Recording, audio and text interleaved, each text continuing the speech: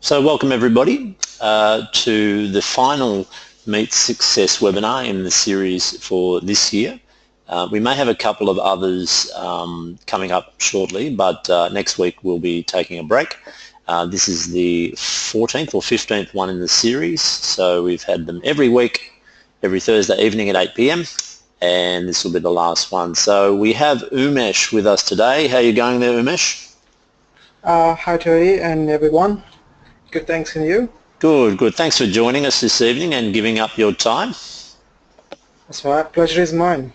Excellent. Okay, so we're going to come back to Umesh in a moment. I'm just going to talk about a few housekeeping things for those people who haven't attended a webinar before. The first one is your control panel. If you want to type a question, simply type in the box and click send or enter, and that question will appear on my monitor. And I'll ask that sometime during the evening, probably when you ask it, but if it doesn't fit into the discussion, I might leave it for a few minutes and come back to it. Now that control panel takes up quite a large space on your monitor, so if you want to reduce that, you can minimize your control panel by clicking on the arrow in the orange box, and that will minimize to a toolbar, which gives you better viewing space. Then if you want to post a question, you simply click on the arrow again and it will expand into the control panel. So, as you know, if you've attended these webinars before, we always start off with a few questions just to get an idea of who's out there. So I'd like you to tell me, please, where are you? So if you're in Melbourne, if you could click on the Melbourne one, regional Victoria, interstate or overseas. Okay, 50% voted, 60, 65, 82, 87. I'll just give a few more people time to put their selection in there. Where are you? Okay, I might close that off at 90%. And I'll share that. Okay, so 2/3 in Melbourne and 1/3 overseas. So welcome especially to the overseas people, and hopefully this will be useful and give you some advice on how perhaps you can prepare for when you do arrive in Australia. Okay, the next one, let's have a look here.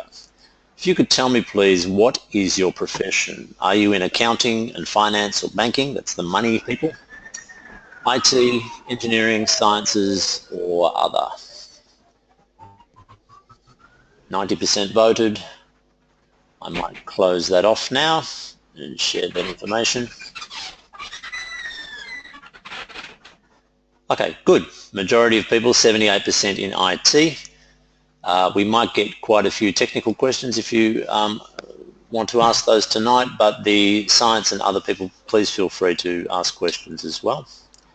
And the last question is, are you in Australia looking for professional work, in Australia working already in your profession, or overseas and planning to come?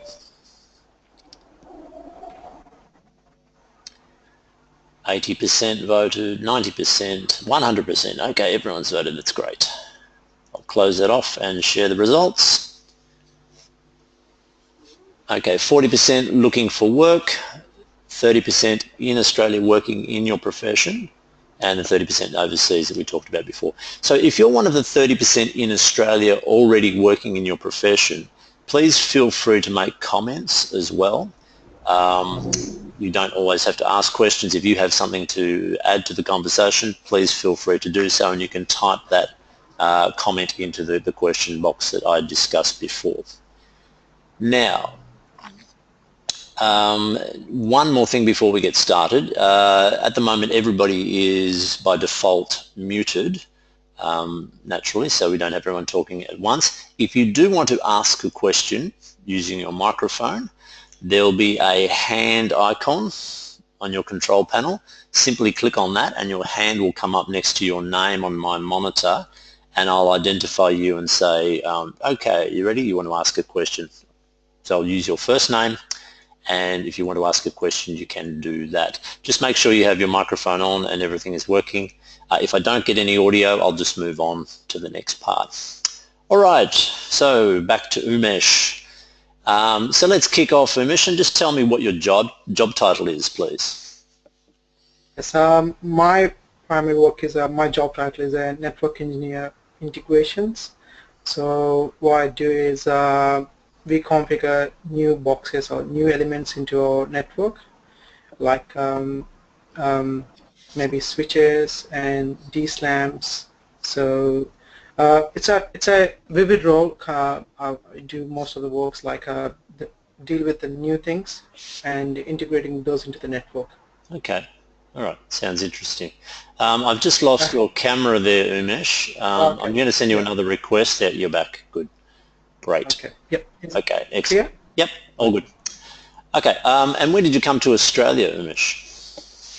Uh, back in 2013 in June, I think. Yep. Okay. It's been that long. Okay. Okay. And how did you choose which city to live in? You're in Melbourne at the moment. That's correct? Yep. That's right. Uh, the reason being choosing Melbourne is because I was here as a student for pursuing my masters. So Melbourne got very, very great universities, right? So because of my uni purpose, I chose Melbourne. Okay.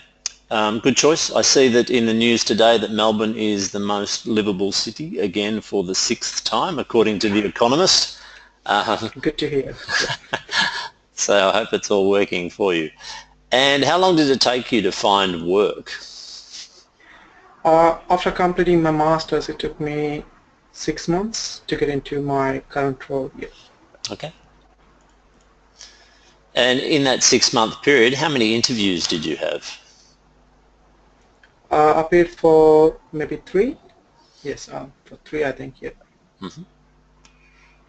And on those, I was able to get into this one, and the other was uh, Optus. So I chose NBN instead of Optus. Okay.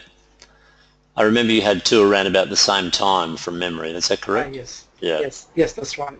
These two were at the same time, and NB1. I was offered position in NBN first, and later on Optus. Okay. Um, Now, you joined as a graduate, is that correct? Absolutely, yes. All right, so that's highly competitive, and when an employer is looking at, there must have been hundreds of graduates. What do you think it was within your resume that made you stand out, first of all, to get shortlisted for interview, and then secondly, to actually win the job? I think the reason was expert. Like I think my resume was good enough to convey the things, like the knowledge I possess or my interests, which suits to the role advertised, and also because of my degrees, I even like my bachelor's was in electronics and communications, and master's is in IT. So I think all these made to get an interview, and to pass on through the interview, uh, I think they saw the interest of my interest in learning things and in a particular field. So And how did you show that interest in learning things? I mean, anybody can say that, but how did they know that you were the right person?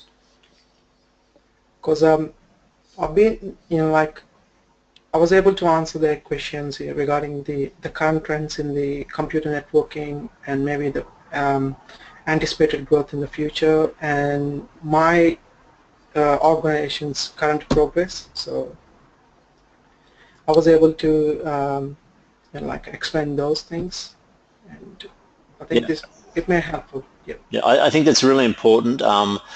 There are plenty of people who are technically competent, but being able to explain it is a different skill in itself. So you've always had, since I've known you, excellent communication skills. So this must have gone a long way. Well, what about your marks at university? Did they look at the quality of your grades? I was never asked my marks at all because uh, yeah, I didn't score like a grade in all the courses. I just about a 70% in my masters, and a bit of low in my bachelor's, which was around 62 or 65%. So yeah, they never asked me my grades or anything. All they interested is in how passionate you are towards your work, and how willing you are to work in different situations, or else how willing you are to share your knowledge. I think it's the main thing. Hmm. Yeah, I think that's a really important point, and it reinforces the idea that it's important to be technically competent, but it's more important to for the employer to feel like that you'll fit in, be part of the team, that Yep. you're passionate about what you do, you show an interest in technology and where things might go in the future. And most people can be trained in those sorts of things. So yeah, that's reinforcing that belief there. So Don has a question. Did you have any prior work experience? And zero, no, I haven't got any experience at all. Okay, so entered as part of a graduate program, which means that most of the other people applying probably didn't have any experience, or if so, maybe just an internship or a very Yep. brief period of work during their undergraduate degree, perhaps. Now, Yes. Georgine has asked a technical question just about using an iPad. iPad should be fine. I can't use my front cam. Now, you shouldn't need a camera. This is just merely a website that you log into, and I perhaps suggest try to log in again to see if that helps. I can't really go into technical questions at this point, but just do your best and see how you go. Remember, this webinar is recorded and will be uploaded, available to you tomorrow. So if you miss it or you want to review it, then you can do that. And what avenues to employment did you follow? Did you use recruiters? Was it a direct advertised application, or did you send an expression of interest to an employer just cold? How did you go about getting this graduate position? Uh, I expressed my interest with the employers, with all the telcos, like as I'm interested in the particular field. So um, uh, I expressed my interest, and I was actively looking after the positions available at the time. And so yeah, I didn't approach any of the recruiters or any kind of references. Okay, so what you did know is the key companies that you needed to be targeting, Yes, the key players yes, in your industry, yes, and yes. identifying who they were. So when you approached them, can you just be more specific about how you went about doing that? Um, like in any of the organization's websites, there will be a career session where you can submit a resume. So that what happens is, once you submit your resume, you would get notifications from the like a particular company saying your profile matches to our advertised positions. So would you like to apply for it? Or else, what happened in my case was, I was never asked to apply. I was straight away called for a phone interview, and I was lucky enough to pass through it. And so I even, like I was actively subscribed in Indeed website and Seek websites with particular keywords saying if I'm interested in network engineering, I put as a network engineer as in my interest and graduate roles. So I put on a few keywords which were able to help me out. Okay, great. And given your experience, what advice would you give to people seeking work in Australia? Yes, it's I would say it's a great place to work, and like there's no hierarchy or anything like that. Everyone is treated the same, even experienced or unexperienced, and everyone is very willing to share their knowledge and help you out in most of the cases. So, and top of it, like you will get a chance to learn more with the like current trends and everything. And what about actually seeking employment? You mentioned that you were active on Yep, getting your resume yep, uploaded yep, to the job yep, sites, yep. submitting applications. Is there anything else, any other advice you would give to somebody about the job seeking process? To have a perfect resume first, Yep. and yeah, and to know the I think I see people applying for the jobs which may not be suitable to their profile, which is unnecessary. So I would, from my experience, I would say that, like apply for the positions which I think you would be suitable for, rather than applying in a random to every job notifications. So, and also maybe few current certifications on the particular field, if it's a computer science or if it's an accounting, having a current qualified certification would be very beneficial. Okay. So there's 2 points you've raised there that are really excellent and great advice. The first is job fit, making sure it's the right one, and making sure that when people do read about you with your resume, which is usually the first piece of documentation people see, is that it's of a high quality. So that's great advice. Yeah. And in those 6 months where you were looking for work, did you have to have a survival job? Did you need to do something else to earn money while you were looking for work? Yes, yes, I had to in order to make my finances. I did work as in many, kind of, mostly I worked as a service station representative or customer service representative at Calls Express. So yeah, I did manage to work in few survival jobs or odd jobs. So.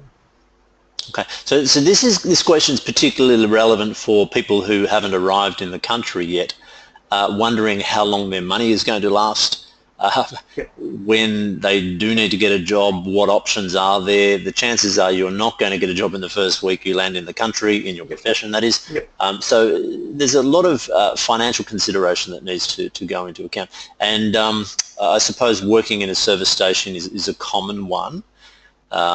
Yeah, so that's an interesting thing. Let's have a look. Imran has a question. Being a fresher, what was your area of interest or specialty, as there are some sectors of the telco networking where there is scarcity in the legacy network jobs? I'm not quite sure what he means by that last part, whether there is scarcity in the legacy work or not. But what was your area of specialty, do you think? I really didn't have any certifications at the time, but I was had a deep understanding in the computer networking at the time, and like I even have, I think, a basic or like sufficient knowledge for telecommunications things. So yes, like there are so many trends out there, and which we can't, I won't say like need to learn everything, but like if you know only a few things, you should learn them in deep, so that it helps you to like explore more or get into a job. So just on that, Umesh, when you talk about certification, are we talking about vendor certification like Cisco or Microsoft, or are you talking about something else? Yeah, yes, that's right. Yeah, most likely, like in the world of networking, Cisco is the predominant ones. They are the leaders, I would say. Mm-hmm. So the Cisco certifications are, like valued a lot. I see the difference between a certified person and not a certified person. Right. So it makes a difference. Yeah, even if you have worked in a Cisco environment, if you don't have that certification, sometimes it can be hard trying to convince somebody that Yep. you're going to be the right Yes, fit. that's right. So yeah, that's. Yep. I always say if anybody's planning to do any sort of qualification, it's much better to do those vendor certifications that carry a lot of weight in the industry. So Don has a question. What was the role of your master's degree? So you have a master's and a bachelor's, is that correct? Yes, yes. Okay, so the question from Don is, did it facilitate the job, or was it a barrier and made you feel overqualified in that graduate program that you started with? It's a good question. Yeah, first thing is I don't feel I'm more qualified. Even the degree is a master's. There's a lot in the industry to learn, and yeah, my master's degree helped me a lot because like it's from a mainly focused on computer networks, and the other thing is as they were looking for a Australian degree for hiring a graduate, so it did help me a lot. Yep.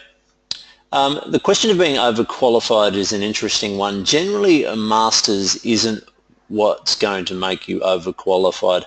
Overqualified is more, perhaps if you have a PhD, that might be a situation, or if you have way too many years experience.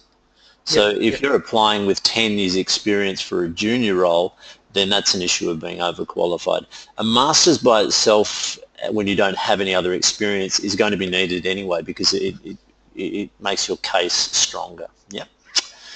yep, absolutely. Jojine has asked, hi Umesh, do you suggest newcomers attend TAFE courses just to add skills and certification for a job hunter?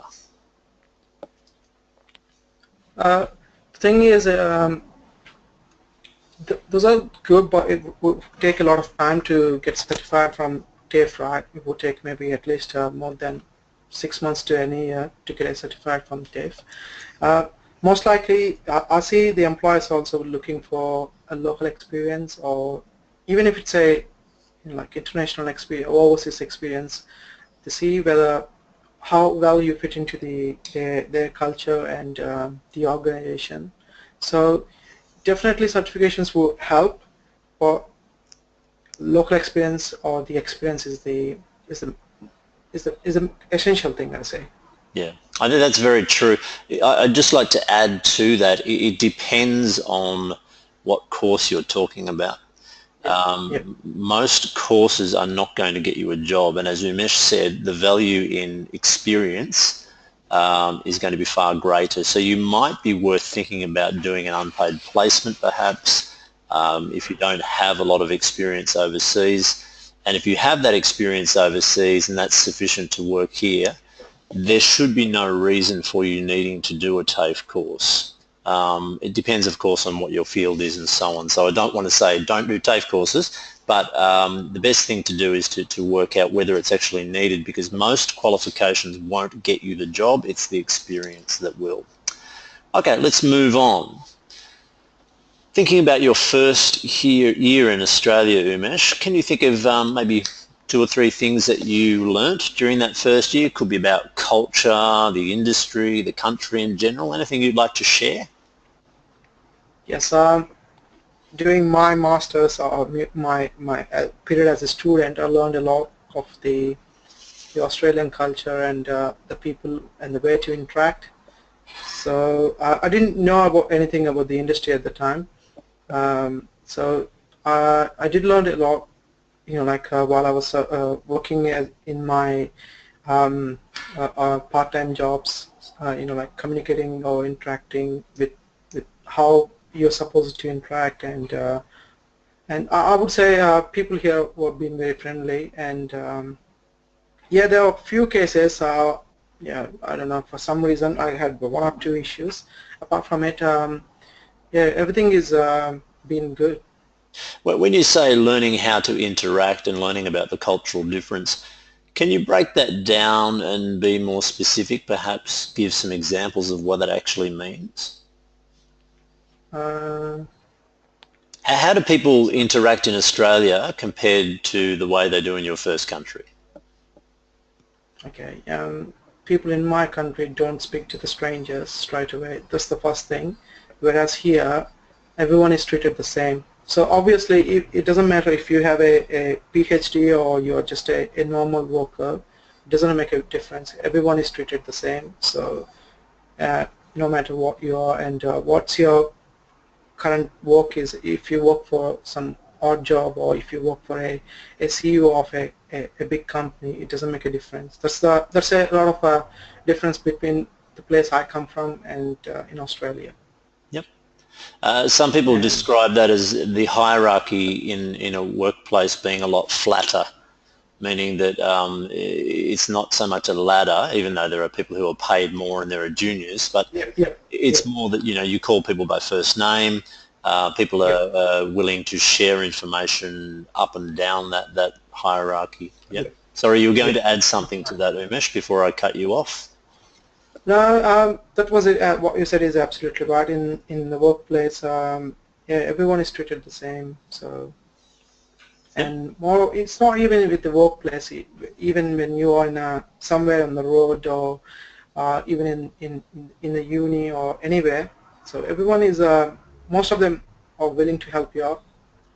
Even if your car breaks down on the highway and no one would like stop at the midnight and try to help you out. But here I saw a few people try to help me out on the even in the midnight or even in the odd situations. Yeah. Yeah, okay, that's interesting. Yeah, great. People talk about fitting in. We just talked a little bit about cultural difference, but do you feel like you fit in Australia? And if so, why? And if not, why not? So this may not be a binary choice here. I mean, it could be a degree of fitting in, if you like. But what do you think about fitting in? So yeah, you do the best to like adapt yourself to the surroundings and the people. So I'm in the course of fitting in. Yeah, In the good course of answer. fitting in. Yeah, I want okay. to like totally fit it in because there are few differences which they are not major, just like a minor thing. So it's easy to fit in as far as you're willing to change yourself. That's the thing. What do you mean by that? That's an interesting comment. Can you elaborate on that? To change yourself, what does that Sure. actually mean? Yep, sure.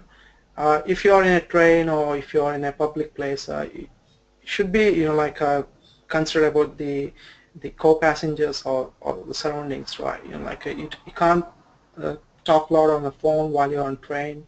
You just need to kind of things like that. Like if you get help from one of your friends, you're supposed to help him in return, right? Rather than just seeking in one way. So, and yeah, there are a few things, just minor things. So yeah, anyone can fit in. Yeah, it just takes a little bit of time, yeah? Yeah, that's right. Yeah. What about what's been the most difficult aspect of immigration? We all know it's not smooth sailing all the time. What are the tough things?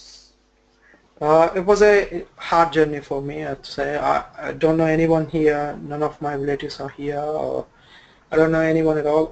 I've just, like been here as my few of my friends were here at the time. They are even students at the time. So during the uh, first year, it was being difficult for me to adapt and to make adjustments in the finances and everything. So. Yeah, okay. A question from Imran. He says, Terry, this is a question for you. Do you think that one uni graduate is treated differently because his uni ranking is better than the graduate from the other uni? Okay, it can depend on many things. It depends on your profession. Look, it may be the case in some professions such as law, perhaps, or medicine. Um, Even then, probably not. There have been surveys done to suggest that it doesn't really matter where you do your degree, in Australian universities I'm talking about. As far as international universities, Imran, your university will have either recognition as equivalent to Australian universities or not. Beyond that, they won't really generally look at the ranking table. So if you have a bachelor from India, a university in India or Pakistan, or any country for that matter, then if that is recognised, that's enough, because they won't really bother going into further ranking if they don't know anything about the universities. Don has said, not really, based on my experience in teaching. Um, Imran is saying, no, I'm just asking about the Aussie ones. Yeah, okay. So the Aussie ones, as I said before, maybe in law, maybe a couple of other professions, but certainly I wouldn't think so in IT, accounting, commerce, these sorts of things. I think it's more about who you are as a person and your potential and what the employer sees in you with potential. And to be honest, employers don't give a lot of weight to study.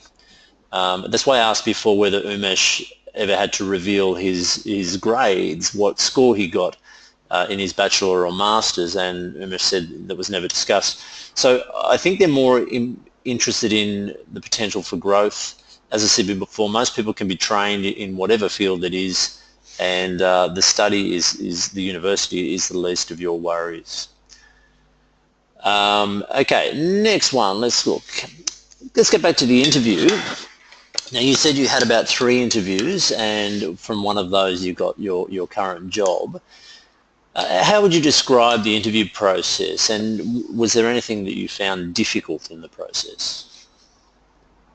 Yeah, no, it was not a difficult experience for me. It's more like a formal and casual as well. So even like we interacted with my panelists, uh, what do you say, sharing everything, like what I am and what they are and what their roles are, and they explain me what's my role gonna be, and it just they asking me a few bunch of things like uh, interpersonal things, and they asking me whether how I would act in a particular situation and things like that, and it was a formal as well as it was a professional one.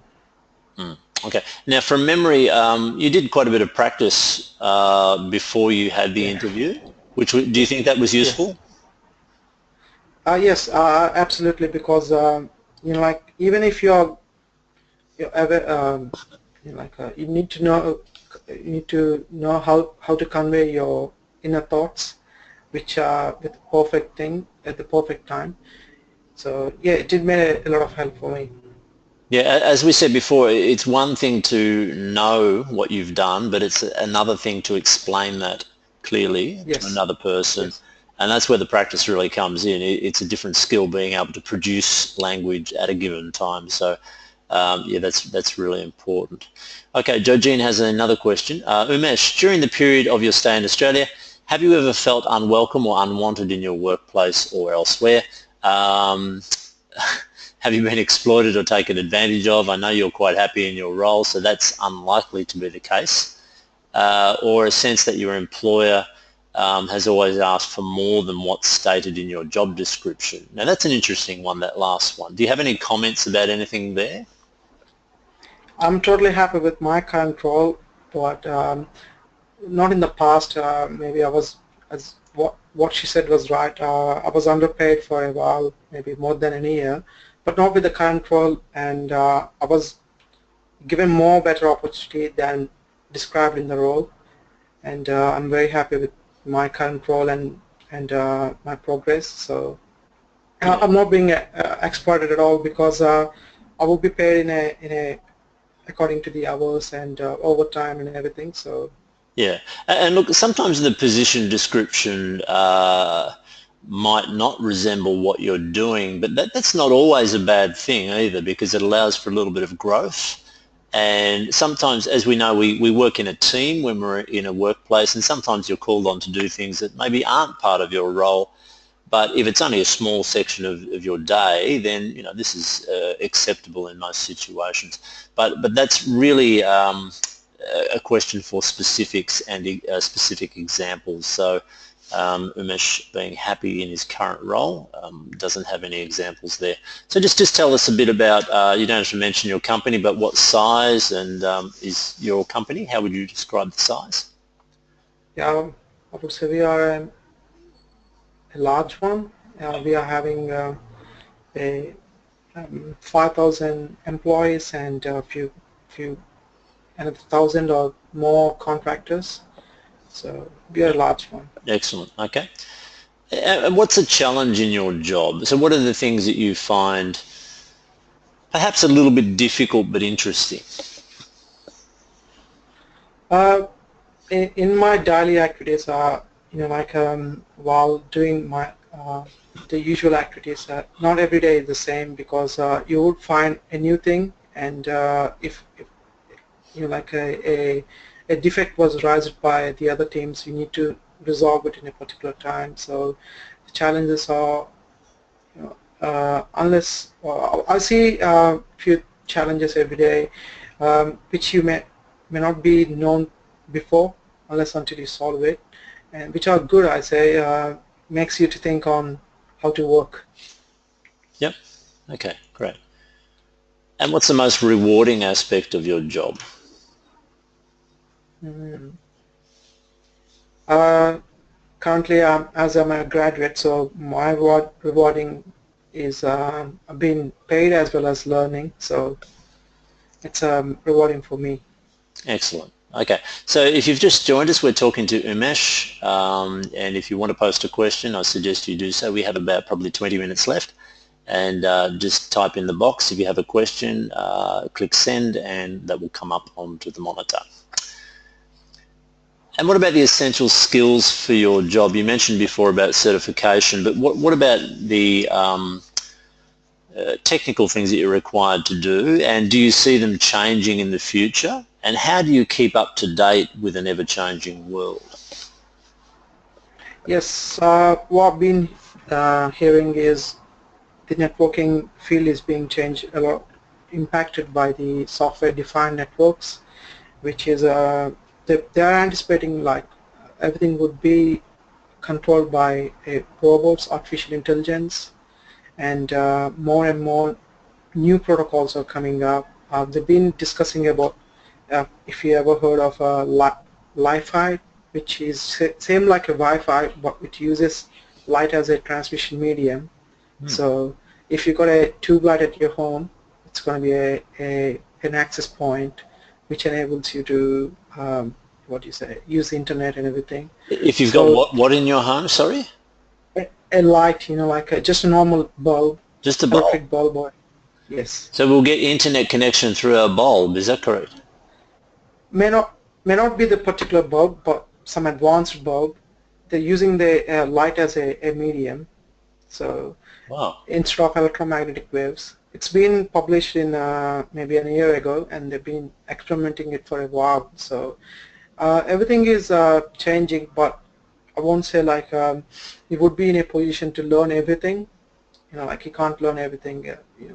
So, uh, but you need to be updated about the current trends and try to make some time to learn those to get into a better position and get paid well. And see them changing in the future. Yes, I see. As I said, like there is even a new protocol. They're saying open flow stack, which is another way of communication system. And I I generally follow a few websites. There is a service. There are numerous websites, and TED Talks is the very useful one Yep. to be updated, or else like if you like a page in the Facebook for Engineers Australia or ACS and some other Cisco, you will get updates instantly. So yeah, What makes about it easy. Whirlpool? Do you follow Whirlpool? Is that useful for them? Yes, Whirlpool, Glassdoor, yeah, they are very useful. Okay, great. And so you keep up to date with forums. Is there formal professional development within your role? I mean, does your company devote time for you to be trained or to get exposure to new technologies? Yes, my organization is very supportive in this case. There's a program called Professional and Training Development, where if you are able to learn a course and get certified, they will pay you $1,000 for each course, and you will be given an access to online courses like online portals like Safari Books and Linda, where you can learn a lot of certification courses, video on demand courses and everything. Yep. Okay, great. Just another question from Joe Jean. This is a question for me. Do you recommend for a fresh migrant to jump into an odd job, for example, cleaning, while waiting for a role that corresponds to his or her profession? The only reason you would do what I call a survival job is, one, because you need the money, or secondly, because it allows you to communicate in English where otherwise you would not be. So it can serve a purpose. You can't sit on the computer all day and look at seek.com. You'll go crazy. Uh, you have to get out of the house and be with people. If you're going to do a survival job, I would suggest one's not where you're just by yourself, or speaking in your first language is not ideal either. So challenge yourself, put yourself in a role where you are forced to speak English as much as possible. That can be helpful. Is it ethical to apply while working? There's no reason why you can't apply for professional jobs while you have your survivor job. How does an Australian employer look at this matter? Your prospective employer for the professional role, I wouldn't emphasise the fact that you're doing a survival job. It's something that you could perhaps put on the back of your CV if you want to use a referee from that job. It should not appear on your front page. I'm very strong about this. Some people say that it should because it shows that you are active. I disagree. I think the front page needs to be clear who you are as a professional and get off any distraction. Okay? It's not going to be a huge asset in employing you. It may present doubts about why you have to do that job, given that you are a professional. All cases are different though, so always take what I say as being general advice. For me to give specific advice, I need to know your situation. So I need to know more about what you are doing and so on. To just add a comment to your question. The thing is, I don't say it's wrong in doing a survival job. It's the wrong thing is most of the people get lost in the survival job and they give up looking for professional job or the mainstream job. So which is the very tragic thing. So there's nothing to worry in working for as a cleaner or working as a car wash worker or something. It's the main goal of yours is the main priority. I think that's excellent advice, Umesh, and I have seen people who have come to me trying to access OBP Australia services, and when I ask them the question, how long have you been in Australia, I have had somebody say 10 years, and I've said, what have you been doing for 10 years? And they've said driving a taxi. And in that situation, that person is no longer an engineer. That would mean a complete restart to the profession. So the longer you leave it to get professional work, the harder it becomes, that bigger that gap becomes. And as Umesh said, you can get stuck in survival jobs. Particularly some survival jobs can be reasonably well paid as well. If you're prepared to do shift work, it can be reasonable money, and some people settle for this. If you do that, you're getting further away from your profession and probably the reason you came to Australia in the first place. Okay, let's move on. We've talked a little bit about that already and your professional development. Yeah, your industry. You'd have to say it's a growth industry, Umesh. You're in the best industry in the world. Is that correct? Yes, I suppose. Yes, that's right. Yeah, I mean, it's ever expanding and like it's everyday changing. Yep. Yeah, so you're well placed to move sideways, upwards, gain new skills. You'll have more and more options to choose from the longer you work, and you're lucky to be in a profession that is continually growing, and technology always changes, which is great for you and us as well. Okay, back to a more practical matter. What do you wear at work? Just wear casual shirt and a jeans pant on shoes. That's it. So can you wear jeans? Yes. Excellent. It's okay. Yeah, because it doesn't matter what you wear. It matters for how you work, and it's all about the working style of you. Yep. So this is probably what you would say a back-end role, or is it a client-facing role? Are you ever required to go out to site or to meet managers from other companies? Yeah, no, I don't really need to. We just had a meeting, which was a casual one, so yeah, just it's about not a client-faced. Sure. Sorry. Just regarding the clothing you wear at work, is that the same for everybody? I mean, are there other people in your section or in your business who do wear a suit and tie, and if so, what's their position? I see most of them wearing a suit and tie every day, just for maybe a high-level meeting. So the managers will be wearing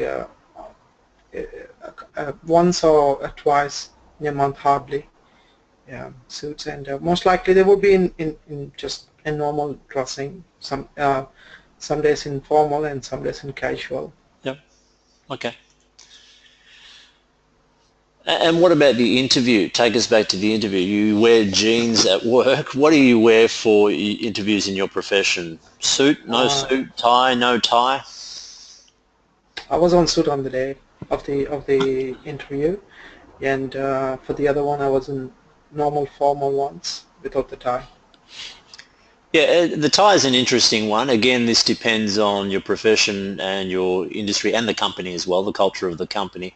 It's probably becoming less common to wear a tie. I went to the city several months ago and had a look in Collins Street at everybody going to work, and I noticed that most people who were wearing a tie were quite old people. The younger people tended to dress with a suit without a tie. I Yeah. mean, there may be occasions where you do wear a tie, but I think it's becoming less and less common. Some people put this down to several years ago, Barack Obama and Vladimir Putin met on stage, and neither of them had a tie.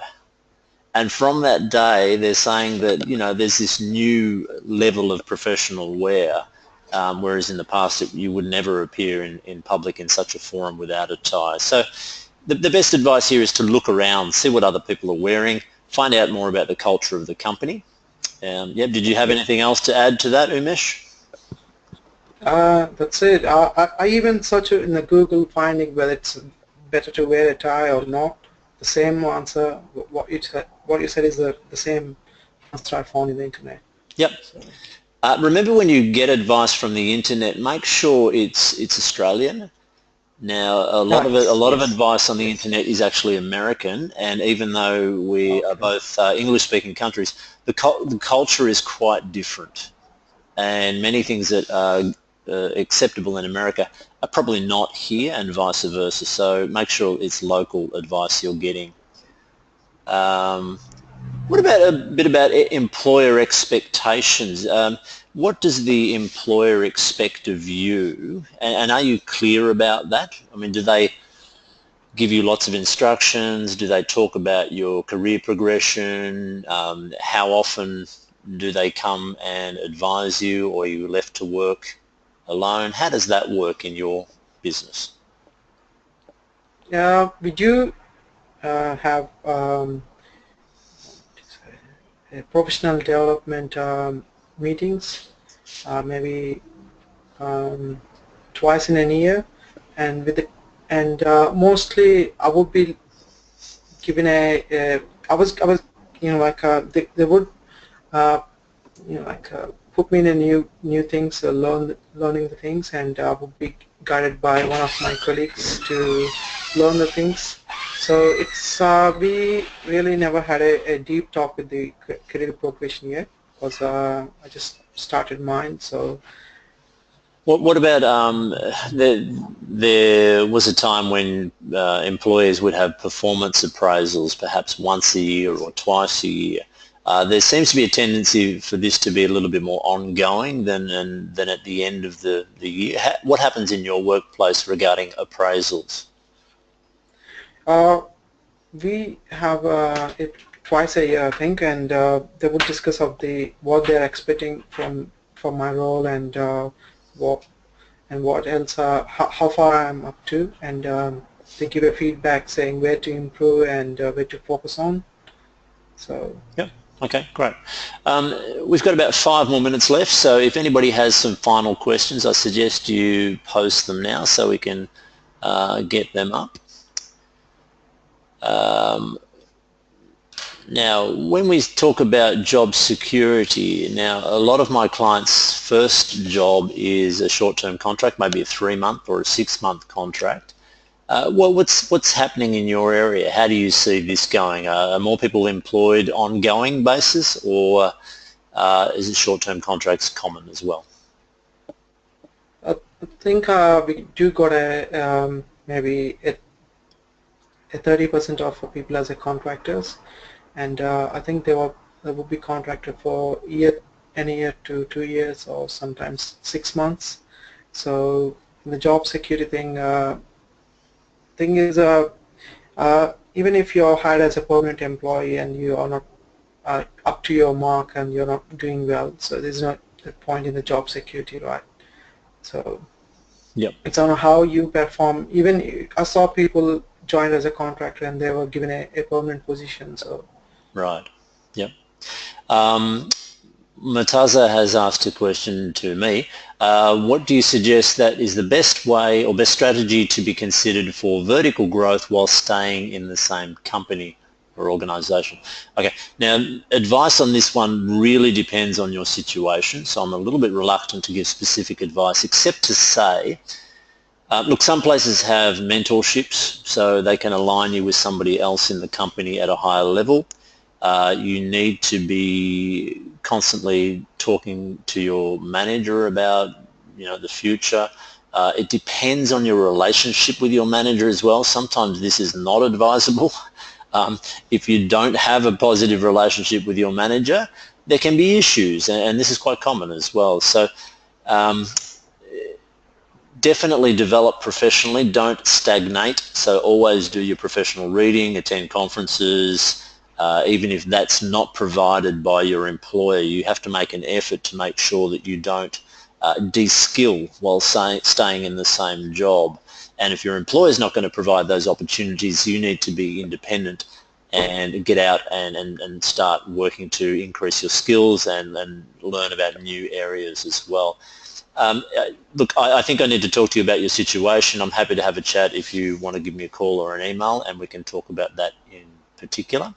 Umesh, did you have any advice on vertical growth? That means getting promotions?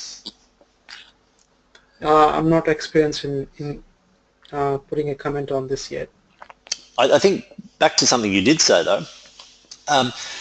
You mentioned doing a good job. Now, if you do your job well and you're competent at work and you're seen as sharing ideas, this is all very positive.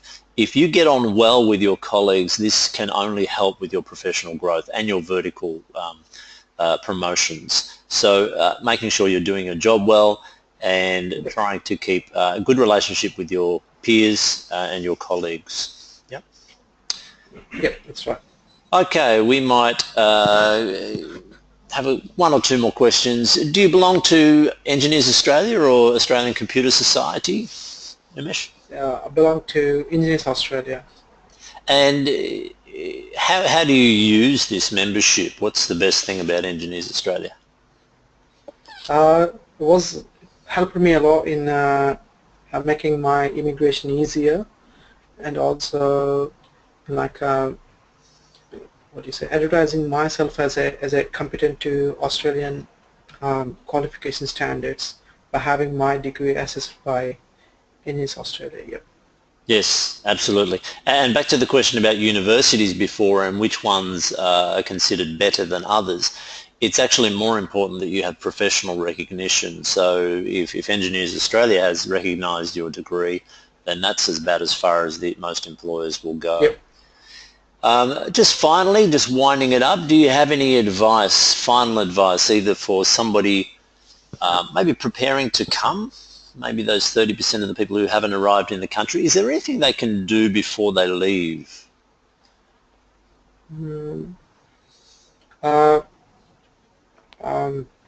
To be prepared to do anything, not like I don't do this kind of job or this kind of thing, and I don't want to speak with some other person or something. You need to be active in finding a job and try to grow the network, the first thing, and maybe to get able to speak in at least a decent English, and yeah. Yep, I think growing the network is an excellent suggestion. A good way to do that is to start connecting to people. I'm a little bit wary of telling people just to connect to people on LinkedIn if you don't know them. There are better ways to network, and it's through referral and introduction is a better way, and that's one of the reasons OBP Australia exists, is to help you with that networking process. So let's move on to the end. I think we are just about done at this stage. Just one more question about the name. Now, some people choose to change their name. You haven't. How's that worked for you? It works in the normal way like the others. It doesn't make a difference in the name, in my opinion. But I don't oppose the others changing their name. So to whichever you're comfortable with, and if your name is very difficult to called by others, I think it's a better thing to change your name. So Or perhaps at least shorten your name, that can make yes, it yes, easier. yeah, yeah, My name is Terence, not Terry, yes, so nobody calls me Terence, but it's very common for people to shorten their names. And look, Australia is a multicultural country. There are names from all different countries, so it really shouldn't be an issue. And but if you want to change your name, that's your choice. Okay, we might just move on and thank Umesh for coming. And just before we do a final thank you to Umesh, I'd just like to let people know that this is the last webinar for this series. We'll be having some other ones, perhaps one a month over the next period of time instead of one a week. If you want more information about either finding employment in Australia, improving your chances of securing interviews, getting interview practice, any of those services that are offered by OBP Australia, please email or submit an inquiry form via the website or give me a call. Any of those options are fine. So in closing, thank you very much, Umesh, for your time and your generosity in giving up an hour. And I think it was really useful. We have people saying thanks a lot, learned a lot, great guys, excellent, okay, lots of positive feedback. And thank you very excellent. much, Umesh. Thank you, and all the best for the rest of everyone. Thank you very much. Okay, And thanks. good night to everybody. And I'll see you at the next webinar.